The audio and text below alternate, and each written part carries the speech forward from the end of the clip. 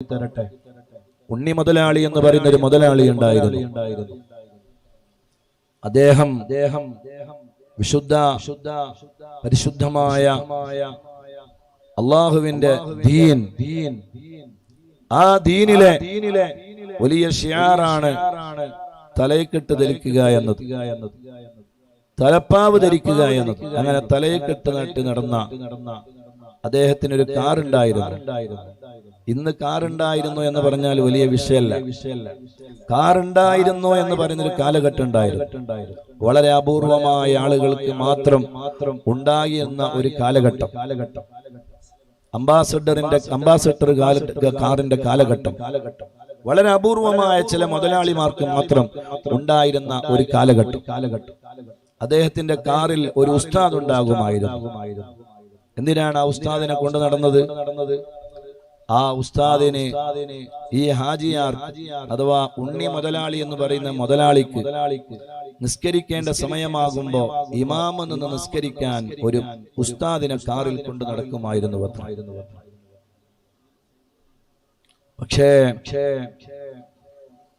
അദ്ദേഹം അങ്ങനെയൊക്കെയാണെങ്കിലും ധാരാളം മുതഅല്ലിമീങ്ങൾ പഠിക്കുന്ന ഒരു ദർസിൽ അദ്ദേഹത്തിന്റെ പൂർണ്ണ ചെലവിലായിരുന്നു അത്രേ ആ ദർസിന്റെ എല്ലാ ചെലവുകളും എല്ലാം അദ്ദേഹത്തിന്റെ മേൽനോട്ടത്തിലാണ്. പക്ഷേ അവസാനം അയാള് ഈ ഭൗതികമായ ലോകത്തു നിന്ന് യാത്ര പറഞ്ഞത് രാമസിംഹം എന്ന് പറയുന്ന ഒരു പേര് സ്വീകരിച്ചിട്ടാണ്. അദ്ദേഹത്തിന്റെ ആഖിബത്ത് മോശമായി പോയി. അള്ളാഹുവിന്റെ ഭൗതികമായ ലോകത്ത് നിന്ന് അയാൾ വിട പറയുമ്പോ കാഫിറായി ചത്തുപോയി. തലയിൽ തലയിക്കെട്ടുണ്ടായിരുന്നു. അദ്ദേഹത്തിനെ നിസ്കരിക്കേണ്ട സമയമാകുമ്പോ നിസ്കരിക്കാൻ കൂടെ ആളുകൾ ഉണ്ടായിരുന്നു, ഇമാമുണ്ടായിരുന്നു. കാറിൽ തന്നെ ദർസിലെ മുതഅല്ലിമീങ്ങൾക്ക് ഭക്ഷണം കൊടുത്തിരുന്നു. ഒരുപാട് നന്മകൾ ചെയ്ത വ്യക്തിയായിരുന്നു. പക്ഷേ ഭൗതികമായ ലോകത്ത് നിന്ന് വിട പറയുമ്പോ ഈമാനില്ലാതെ മരണപ്പെട്ടു പോയി. നഊദു ബില്ലാഹ്. അല്ലാഹു നമ്മളെ കാത്തു രക്ഷിക്കുമാറാവട്ടെ. അല്ലാഹു നമ്മുടെ ആഖിബത്ത് നന്നാക്കി തരട്ടെ. വിശുദ്ധ ഖുർആനിലെ 11ഓളം സ്ഥലങ്ങളിൽ അല്ലാഹു സുബ്ഹാനഹു വ തആല പല രൂപങ്ങളിലായി പറഞ്ഞ ഒരു ആയത്തിന്റെ വിശദീകരണങ്ങളിലേക്കാണ് ഇന്ന് നമ്മൾ കിടക്കുന്നത്. അവിടെ നമുക്ക് ഉണ്ണി മുതലാളിയുടെ ആഖിബത്തിനെ കുറിച്ച് പറയാനുണ്ട്. എന്തുകൊണ്ടാണ് അവസാന സമയം മോശമാകുന്നത്? നമ്മളെല്ലാവരും വളരെ ഗൗരവത്തോടുകൂടി ചിന്തിക്കേണ്ട ഒരു വിഷയമാണ്. അള്ളാഹുവിന്റെ വിശുദ്ധ ഖുർആൻ 11ഓളം സ്ഥലങ്ങളിൽ വിവിധങ്ങളായ രൂപങ്ങളിലായി അവതരിപ്പിക്കപ്പെട്ട ഒരു ആയത്താണ്. وَإِذْ قُلْنَا لِلْمَلَائِكَةِ اسْجُدُوا لِآدَمَ فَسَجَدُوا إِلَّا إِبْلِيسَ أَبَى وَاسْتَكْبَرَ وَكَانَ مِنَ الْكَافِرِينَ. അല്ലാഹുവേ, പരിശുദ്ധമായ ഖുർആനിന്റെ അർത്ഥങ്ങളും ആശയങ്ങളും പഠിച്ച് അള്ളാഹുവിന്റെ ദീനിലായി ഈമാനോടുകൂടെ ജീവിച്ച് ഈമാനോടുകൂടെ മരിക്കാൻ ഞങ്ങൾക്ക് നീ തൗഫീഖ് നൽകണേ അല്ലാഹ്. വഇദ് ഖുൽനാ, നമ്മൾ പറഞ്ഞ സമയം, നമ്മൾ പറഞ്ഞ സന്ദർഭം അല്ലാഹു നേരിട്ട് തന്നെ പറയുകയാണ്. വഇദ് ഖുൽനാ, നമ്മൾ പറഞ്ഞ സമയം. അവിടെ ആയത്തുകളെ മഹാന്മാര് വിശദീകരിക്കുന്നുണ്ട്. എന്തിനാണ് അല്ലാഹു നമ്മൾ പറഞ്ഞ സന്ദർഭമെന്ന് പ്രത്യേകമായി ഖുൽനാ, നമ്മൾ പറഞ്ഞ സന്ദർഭമെന്ന് പ്രത്യേകമായി എടുത്തു പറയാനുള്ള കാരണം എന്താണ്? അതേ മുഅ്മിനീങ്ങളെ, വിശുദ്ധമായ ഖുർആനിന്റെ പല സ്ഥലങ്ങളിലും നമുക്ക് അങ്ങനെ കാണാൻ കഴിയും. വഖുൽനാ യാ ആദമുസ്കുൻ, ഓ ആദമേ നിങ്ങൾ ഇറങ്ങൂ എന്ന് നാം പറഞ്ഞ സന്ദർഭം. അതേ, നിങ്ങൾ താമസിക്കൂ എന്ന് നാം പറഞ്ഞ സന്ദർഭം. അതുപോലെ വഖുൽനഹ്ബിതു, നിങ്ങൾ ഇറങ്ങൂ എന്ന് നമ്മൾ പറഞ്ഞ സന്ദർഭം. ഖുൽനാ യാ നാറു കൂനി ബർദാ. അതുപോലെ ഇബ്രാഹിം നബി അലൈഹിസ്സലാമിന്റെ ആ തീക്കുണ്ടാരത്തിലേക്ക് ഇട്ടപ്പോ ആ തീയിനോട് നമ്മൾ പറഞ്ഞ സന്ദർഭം ഖുൽനാ യാ നാറു കൂനി ബർദം വസലാമൻ അലാ ഇബ്രാഹിം. ഇബ്രാഹിം നബി അലൈഹിസ്സലാമിന് തണുപ്പും രക്ഷയുമാകണമെന്ന് നമ്മൾ പറഞ്ഞ സന്ദർഭം. എന്നിട്ടോ വഖുൽനാ മിൻ ബഅദിഹി ലിബനി ഇസ്രായീൽ ബനി ഇസ്രായീലിലെ ആ ജനതയോട് അല്ലാഹു സുബ്ഹാനഹു വ തആല നിങ്ങൾ ഭൂമിയിൽ താമസിച്ചോ എന്ന് പറഞ്ഞ സന്ദർഭം. വഖുൽനാ ദുഖുലുൽ ബാബ, അതെ നിങ്ങൾ ആ ബാബിലൂടെ നിങ്ങൾ പ്രവേശിച്ചോ എന്ന് നമ്മൾ പറഞ്ഞ സന്ദർഭം. ആ നമ്മൾ പറഞ്ഞു എന്ന് വഖുൽനാ ലഹും ലാ തഅദൂ. ഇങ്ങനെ വിശുദ്ധ ഖുർആനിന്റെ ഒരുപാട് സ്ഥലങ്ങളിൽ ഖുൽനാ നമ്മൾ പറഞ്ഞു എന്ന് അല്ലാഹ് പറയുകയാണ്. അല്ലാഹു ഇവിടെ പറയുന്നതോ നമ്മൾ പറഞ്ഞ സന്ദർഭം എന്നാണ്. വഇദ് ഖുൽനാ, നമ്മൾ പറഞ്ഞ സന്ദർഭം എന്തിനാണ് അല്ലാഹു അങ്ങനെ പ്രയോഗിച്ചത്? മഹാന്മാര് വിശദീകരിക്കുകയാണ്. അല്ലാഹുവിന്റെ അധികാരത്തെ ഓർമ്മപ്പെടുത്താനാണ്. ഒരു വിഷയത്തെ പറയുമ്പോ അത് ഞാൻ തന്നെയാണ് പറയുന്നത് എന്ന് ജനങ്ങളിലേക്ക് അതിന്റെ ഗൗരവത്തെ ഓർമ്മപ്പെടുത്താൻ വേണ്ടിയാണ് അല്ലാഹു സുബ്ഹാനഹു വ തആല അങ്ങനെ പ്രയോഗിച്ചത് എന്ന് ആ ആയത്ത് വിശദീകരിച്ചുകൊണ്ട് മഹാന്മാര് രേഖപ്പെടുത്തുകയാണ്. മാത്രവുമല്ല, എന്നിട്ട് അല്ലാഹ് പറയുകയാണ്. ആരോടാണ് അല്ലാഹ് പറഞ്ഞത്? ലിൽ മലായിക, മലക്കുകളോടാണ് അല്ലാഹ് പറഞ്ഞത്. എന്താണ് അല്ലാഹുവിന്റെ വർത്തമാനം? എന്താണ് അല്ലാഹു മലക്കുകളോട് പറയുന്നത്? ആരാണ് മലക്കുകൾ എന്നും എന്താണ് മലക്കുകളുടെ സ്വഭാവം എന്നുമൊക്കെ ഞാൻ ഇന്നലെ നിങ്ങളോട് വിശദീകരിച്ചിരുന്നു. ആ മലക്കുകളോട് അല്ലാഹ് പറഞ്ഞ സന്ദർഭം, ആ മലക്കുകളോട് അല്ലാഹ് പറയുമ്പോ ആ മലക്കുകളിൽ പെട്ട ആളാണോ ഇബ്ലീസ് എന്ന് സാന്ദർഭികമായ ഒരു ചോദ്യം നിങ്ങളുടെ മുന്നിൽ വന്നേക്കാം. അതുകൊണ്ട് ഇമാം റാസി റളിയല്ലാഹു അൻഹു രേഖപ്പെടുത്തുകയാണ്. അതിൽ പണ്ഡിതന്മാർക്ക് പല അഭിപ്രായ വ്യത്യാസങ്ങൾ ഉണ്ടെങ്കിലും ഇബ്ലീസ് മലക്കുകളിൽപ്പെട്ട ആളുകളാണെന്ന് വരെ മഹാന്മാരായ മുഫസ്സിരീങ്ങൾ രേഖപ്പെടുത്തിയിട്ടുണ്ടെങ്കിലും എല്ലാത്തിന്റെയും സംക്ഷിപ്തമായി ഇമാം റാസി റളിയല്ലാഹു അൻഹു രേഖപ്പെടുത്തുകയാണ്. ഇബ്ലീസ് മലക്കുകളുടെ കൂടെ ജീവിച്ച ആളാണ് എന്ന കാരണത്താലാണ് ആ വാക്കുകൾ ഇബ്ലീസിനും ബാധകമാകുന്നത്. വഇദ് ഖുൽനാ ലിൽ മലായികതി, മലക്കുകളോട് നമ്മൾ പറഞ്ഞ സന്ദർഭം സുജൂദ്, നിങ്ങൾ സുജൂദ് ചെയ്യണേ, നിങ്ങൾ സുജൂദ് ചെയ്യണേ. അല്ലാഹുവിന്റെ തീരുമാനമാണ്, അല്ലാഹുവിന്റെ കൽപ്പനയാണ്. സുജൂദ് എന്ന് പറഞ്ഞാൽ ആ സുജൂദ് ഏത് സുജൂദാണ് എന്ന് പണ്ഡിതന്മാർക്കിടയിൽ അഭിപ്രായ വ്യത്യാസങ്ങളുണ്ട്. അത് മഹാന്മാരായ ചില മുഫസ്സിരീങ്ങൾ രേഖപ്പെടുത്തുന്നു. ഒരു മനുഷ്യനെ ഒരാളെ സംബന്ധിച്ചിടത്തോളം അല്ലാഹു അല്ലാത്ത വേറൊരാൾക്ക് സുജൂദ് ചെയ്യാൻ പാടുണ്ടോ? സുജൂദ് ചെയ്യാൻ അനുവദനീയമാണോ? അല്ല, അല്ല, ഒരിക്കലും അനുവദനീയമല്ല. അല്ലാഹു അല്ലാത്ത ഒരു സൃഷ്ടികൾക്കും ഒരാളും സുജൂദ് ചെയ്യാൻ പാടില്ല. സുജൂദ് അല്ലാഹുവിന് വേണ്ടി മാത്രമാണ്. അല്ലാഹുവിനല്ലാതെ വേറൊരാൾക്കും സുജൂദ് ചെയ്യാൻ പാടില്ല.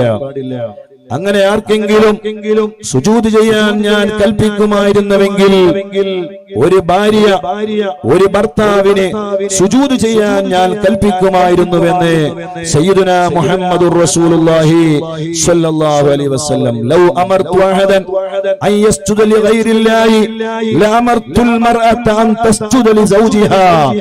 സ്വന്തം ഭാര്യ ഭർത്താവിനെ ഞാൻ സുജൂദ് ചെയ്യാൻ കൽപ്പിക്കുമായിരുന്നുവെന്ന് മുഹമ്മദുർ റസൂലുള്ളാഹി സ്വല്ലല്ലാഹു അലൈഹി വസല്ലം. അത്രമാത്രം ഭാര്യക്ക് ഭർത്താവിനോട് കടപ്പാടുണ്ട്. പക്ഷേ ഇവിടെ ഒരു സുജൂദ് അല്ലാഹുക്ക് ചെയ്യാൻ വേണ്ടി കൽപ്പിക്കുകയാണ്. അതുകൊണ്ട് തന്നെ ആ സുജൂദ് അല്ലാഹുവിന് വേണ്ടിയുള്ള സുജൂദാണ്. അല്ലാഹുവിന് വേണ്ടിയുള്ള സുജൂദാണ്. മഹാനായ ആദം നബി അലൈഹിസ്സലാമിനിക്ക് സുജൂദ് ചെയ്യാനാണ് അല്ലാഹുവിന്റെ കൽപ്പന വന്നത്. ആ സുജൂദ് ഹബീബായ മുത്തുനബി സല്ലല്ലാഹു അലൈഹി വസല്ലം തങ്ങൾ വിശദീകരിക്കുന്ന അല്ലാഹു അൻഹുവിന്റെ വർത്തമാനമാണ്. നബിയേ, ജൂതന്മാരായ ആളുകൾ അവരുടെ പണ്ഡിതന്മാര്, അവരുടെ പ്രധാനികളായ ആളുകൾ അവരുടെ മുന്നിൽ സുജൂദ് ചെയ്യുന്നത് നമ്മൾ കണ്ടിട്ടുണ്ട്. അതുപോലെ തന്നെ ക്രൈസ്തവരായ ആളുകൾ അവരുടെ പ്രധാനപ്പെട്ട ആളുകളുടെ മുന്നിൽ സുജൂദ് ചെയ്യുന്നത് നമ്മൾ കണ്ടിട്ടുണ്ട് നബിയേ. അതുകൊണ്ടാണ് ഞാൻ അങ്ങനെ ചെയ്തത് എന്ന് പറഞ്ഞപ്പോ അല്ലാഹുവിന്റെ റസൂലിന്റെ മറുപടിയാണ്, അവര് കളവാണ് പറഞ്ഞത് മുആദേ. ഒരിക്കലും അങ്ങനെ ഒരു സുജൂദ് അല്ലാഹുവിന്റെ പേരിൽ ചെയ്യാൻ പാടില്ല, ഒരിക്കലും അങ്ങനെ ഉണ്ടാകാൻ പാടില്ല. അല്ലാഹുവല്ലാത്ത ഒരാൾക്കും സുജൂദ് ചെയ്യാൻ പാടില്ല. ചില കള്ളത്തരീക്കത്തുകാര് ഈ ആയത്ത് തെളിവ് പിടിച്ചുകൊണ്ട് ആദം നബി അലൈഹിസ്സലാം എനിക്ക് മലക്കുകൾ സുജൂദ് ചെയ്തിട്ടുണ്ട്, അതുകൊണ്ട് ശൈഖിന്, അതേ ശൈഖിന്റെ അനുയായികൾ സുജൂദ് ചെയ്യൽ നിർബന്ധമാണെന്ന് പറഞ്ഞുകൊണ്ട് കള്ളത്തരീക്കത്തുകാർ അവരുടെ ശൈഖുമാരുടെ മുന്നിൽ സുജൂദ് ചെയ്യിപ്പിക്കുന്ന ഒരു പരിപാടിയുണ്ട്. വലിയ ഗൗരവകരമായ വിഷയമല്ലേ?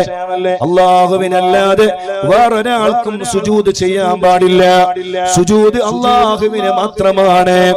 ആ സുജൂദ് അല്ലാഹു ചെയ്യാൻ വേണ്ടി നിശ്ചയിച്ചു കഴിഞ്ഞാൽ മഹാന്മാര് വിശദീകരിക്കുന്നു, അത് അല്ലാഹുവിന് വേണ്ടിയുള്ള സുജൂദാണ്.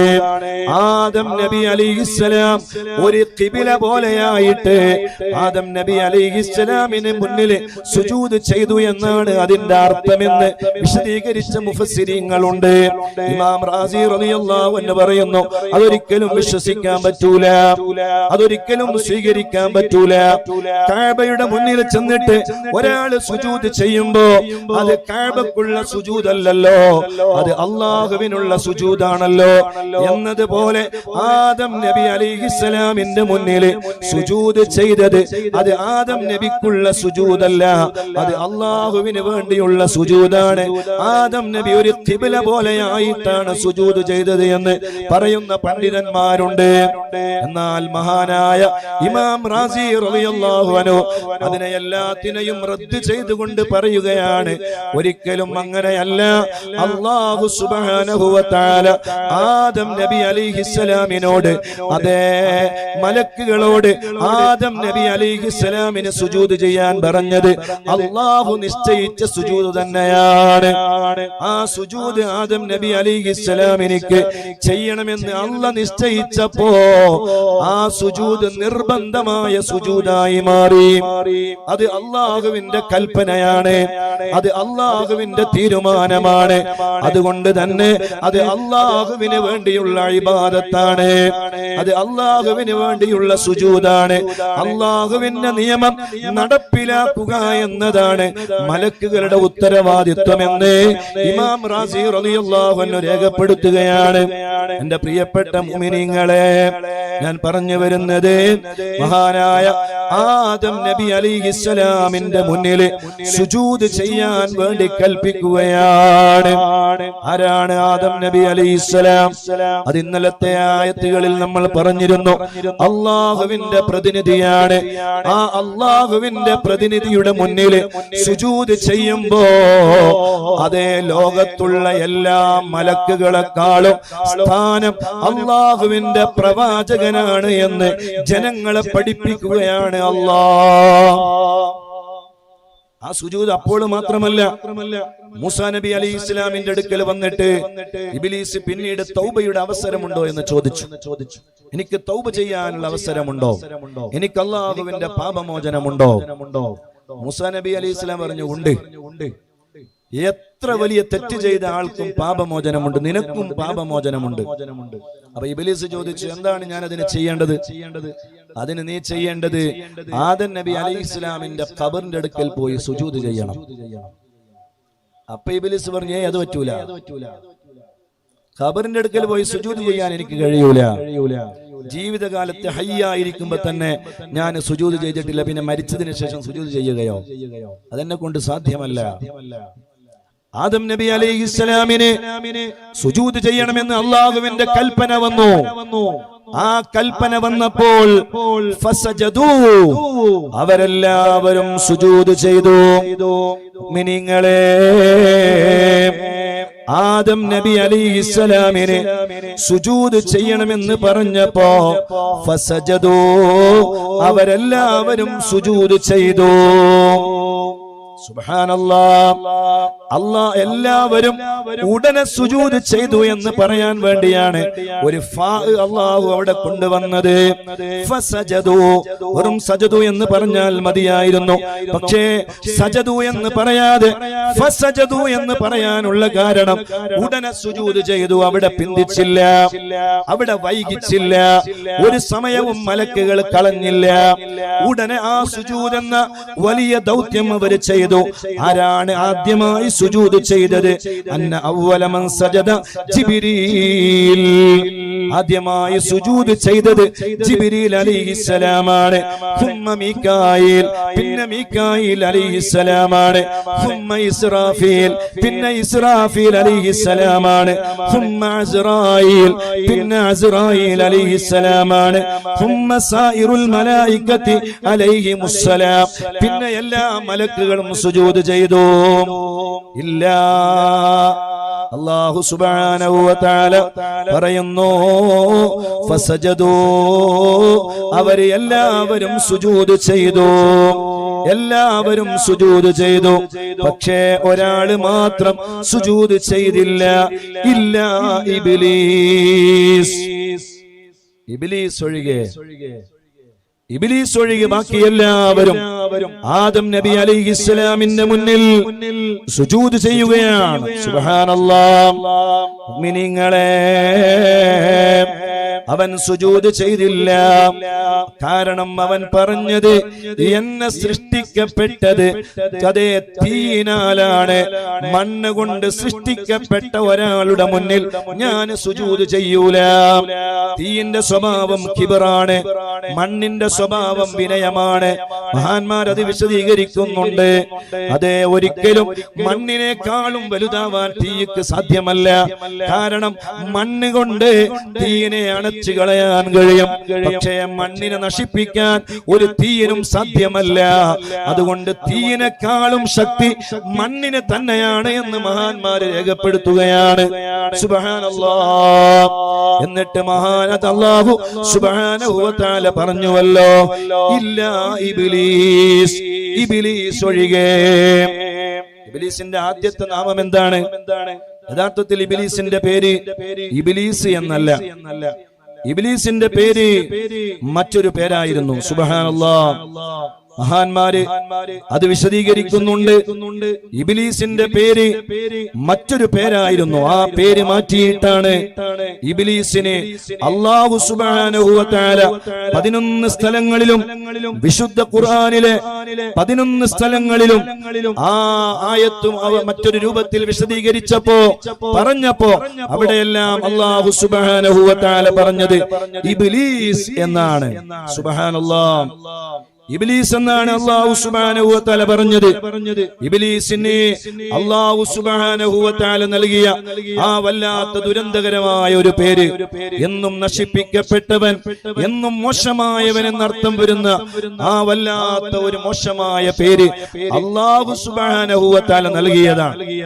ഇല്ല ഇബ്ലീസ് എന്ന് അല്ലാഹു സുബ്ഹാനഹു വ തആല പറഞ്ഞപ്പോ സ്വാഭാവികമായും അവിടെ ഒരു സംശയം വരാം. ഒരാൾ സുജൂദ് ചെയ്യാൻ വേണ്ടി പറഞ്ഞപ്പോ സുജൂദ് ചെയ്യാതിരുന്നത് അയാൾക്ക് എന്തെങ്കിലും ഒരു തടസ്സങ്ങൾ, മറ്റു വല്ല തടസ്സങ്ങൾ ഉണ്ടോ എന്നോ മറ്റോ കാരണം ആരെങ്കിലും സംശയിച്ചു എന്ന് വരാം. അല്ലെ? ഒരാളുടെ കാര്യം ചെയ്യണമെന്ന് പറയുമ്പോ ആ കാര്യം അയാൾ ചെയ്തില്ല എന്ന് പറയുമ്പോ ഇബ്ലീസ് അത് ചെയ്തില്ല എന്നത് പറയുമ്പോ, അല്ലെങ്കിൽ ഇന്ന ഒരാൾ ഒരു കാര്യം ചെയ്തില്ല. ഒരാൾക്ക് 10 മക്കളുണ്ട്. ആ 10 മക്കളോട് ഒരു കാര്യം കൽപ്പിച്ചപ്പോ 9 ആളുകളും ചെയ്തു, ഒരാള് മാത്രം ആ കാര്യം ചെയ്തില്ല എന്ന് പറയുമ്പോ അയാൾക്ക് ഒരു പക്ഷേ പനിയോ അല്ലെങ്കിൽ എന്തെങ്കിലും ഛർദിയോ അല്ലെങ്കിൽ എന്തെങ്കിലും രോഗമോ എന്തെങ്കിലും പ്രയാസമോ അയാൾക്കുണ്ടായി, അതുകൊണ്ടായിരിക്കാം അയാൾ അത് ചെയ്യാത്തത് എന്ന് ഒരു പക്ഷേ ജനങ്ങൾ മനസ്സിലാക്കി എന്ന് വന്നേക്കാം. അതില്ലാതിരിക്കാൻ വേണ്ടിയാണ് അല്ലാഹു പറഞ്ഞത് ഇല്ല ഇബ്ലീസ്, ഇബ്ലീസ് ഒഴികെ എന്ന് പറഞ്ഞിട്ട് അതിന്റെ ഉടനെ അല്ലാഹു പറഞ്ഞു അബാ, അവൻ വിലങ്ങി, അവൻ എതിര് കാണിച്ചു, അവൻ അതിൽ നിന്ന് വിട്ടുമാറി നിന്നു, അവൻ അതിനെ വിസമ്മതിച്ചു. അബാ എന്ന വാചകം കൊണ്ടുവന്നത് അവനിക്ക് രോഗമായത് കൊണ്ടല്ല, അവനിക്ക് കഴിയാത്തത് കൊണ്ടല്ല, അവന്റെ കിബർ അവനെ സമ്മതിച്ചില്ല.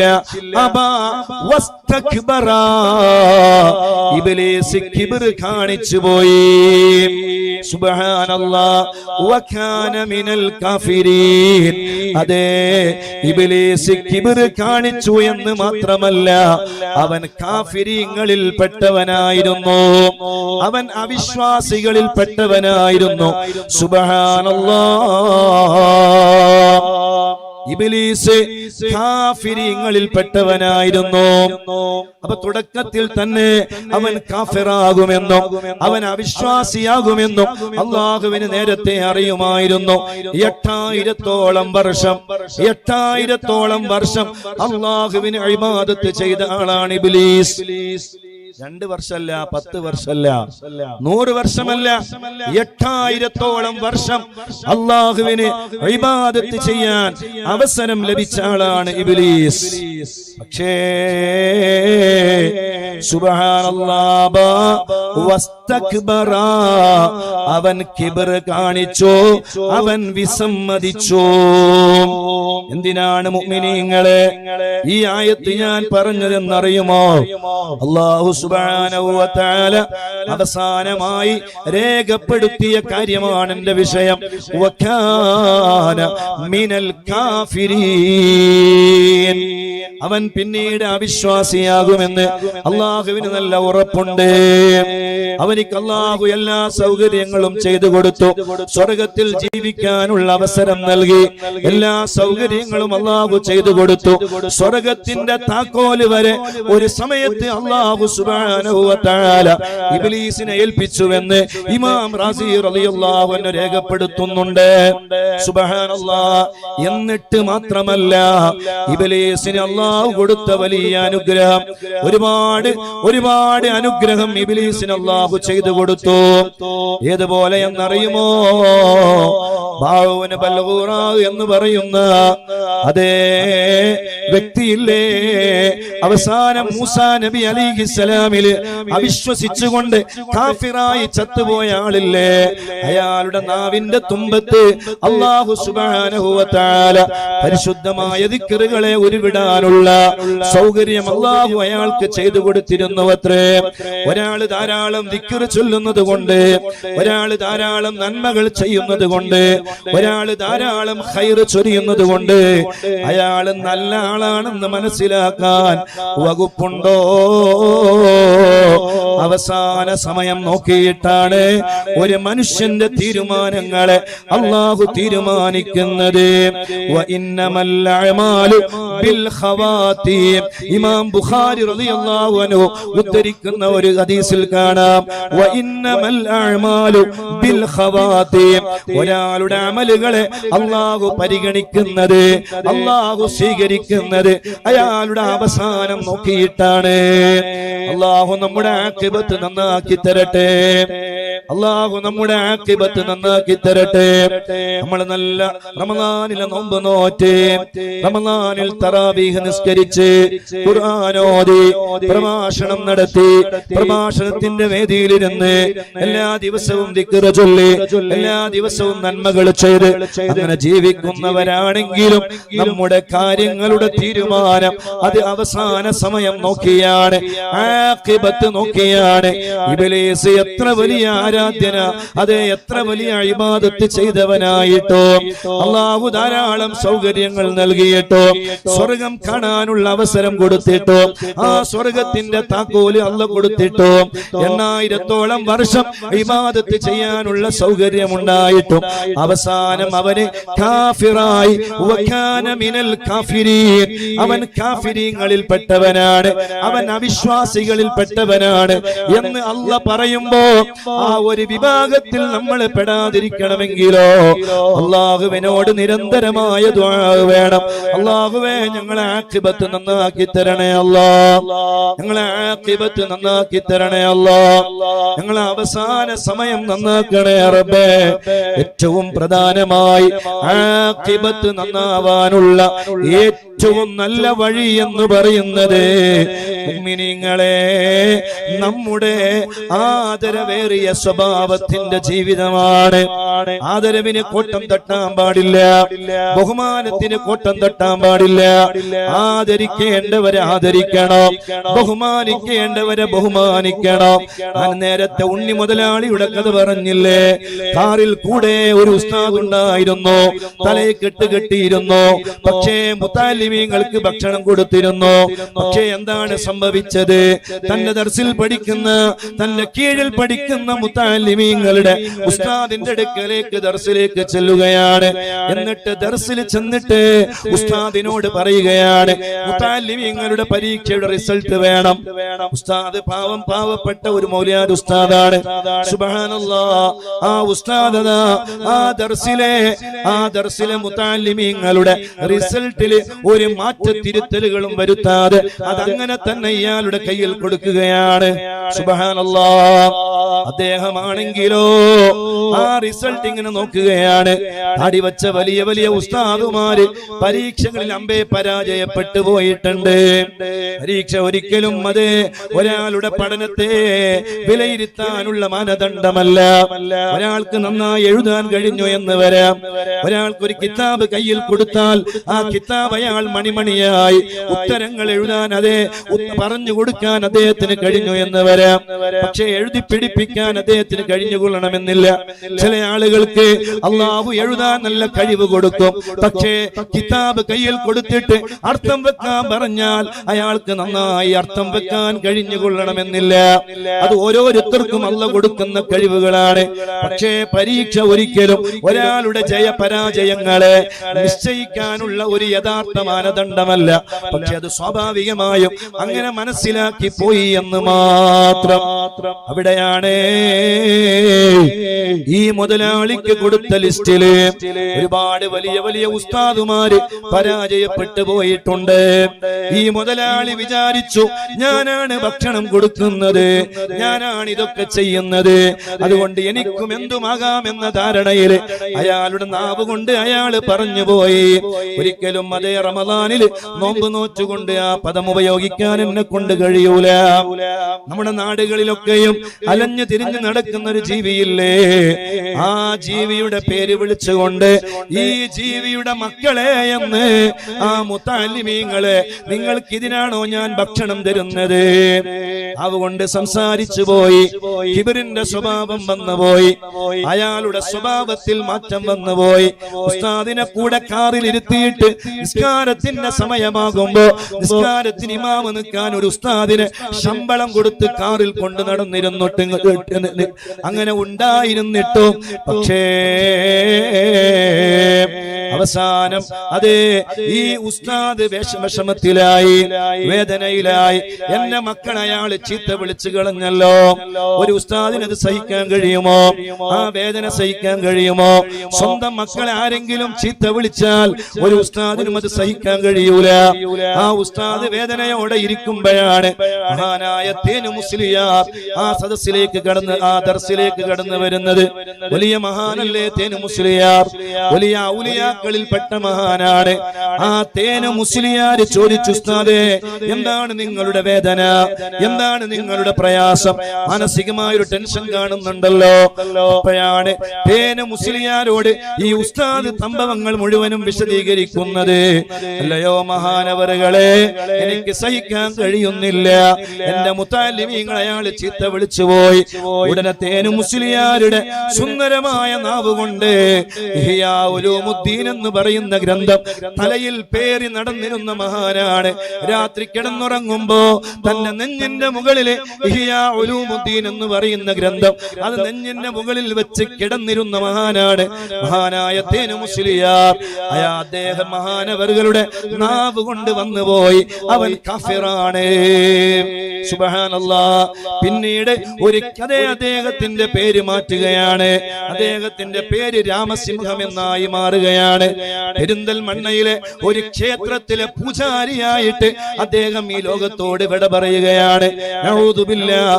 മുതഅല്ലിമീങ്ങളെ ചീത്ത വിളിച്ചു പോയി. മുഅ്മിനീങ്ങളെ ഞാൻ പറയട്ടെ, അദബ് വലിയ വിഷയമാണ് കേട്ടോ, ബഹുമാനം വലിയ വിഷയമാണ് കേട്ടോ. ഈമാനോടുകൂടെ നമുക്ക് മരിക്കണം, ആഖിബത്ത് നന്നായി മരിക്കണം. അല്ലാഹു നമ്മുടെ ആഖിബത്ത് അല്ലാഹു നന്നാക്കി തരട്ടെ. ഇബ്ലീസിന് അതാണ് സംഭവിച്ചു പോയത്. ലോകത്തിന് മുഴുവനും പാഠമായി ഈ ഖുർആനിക ആയത്ത് പല രൂപങ്ങളിലായി അല്ലാഹു വിശുദ്ധ ഖുർആനിൽ 11ഓളം സ്ഥലങ്ങളിൽ എടുത്തു പറഞ്ഞിട്ടുണ്ട്, ആവർത്തിച്ചു പറഞ്ഞിട്ടുണ്ട്. മറക്കാൻ പാടില്ല, എന്നും ഓർമ്മ വേണം. ഹബീബായ മുത്തു നബി സ്വല്ലല്ലാഹു അലൈഹി വസല്ലം തങ്ങളുടെ കാലഘട്ടത്തിൽ ജീവിച്ച ഒരു വിഭാഗമായിരുന്നുവല്ലോ ജൂത വിഭാഗം. ആ ജൂത വിഭാഗത്തിന്റെയും സ്വഭാവം അതായിരുന്നു. അവർക്കും അതേ കിബറായിരുന്നു. സത്യം മുത്തുനബിയുടെ കൂടെയാണെന്ന് അവർക്ക് അറിയാമായിരുന്നു. പക്ഷേ അവര് വിശ്വസിക്കാൻ തയ്യാറായില്ല. അവര് മുത്തുനബിയെ ഉൾക്കൊള്ളാൻ തയ്യാറായില്ല. അവര് കിബർ നടിച്ചു. അവർക്ക് കൂടി ബാധകമായിട്ടാണ് ഈ ആയത്ത് അല്ലാഹു അടിക്കടി ഖുർആനിൽ ഓർമ്മപ്പെടുത്തിയത് എന്ന് ഇമാം ഖുശൈരി റളിയല്ലാഹു അൻഹു രേഖപ്പെടുത്തുന്നുണ്ട്.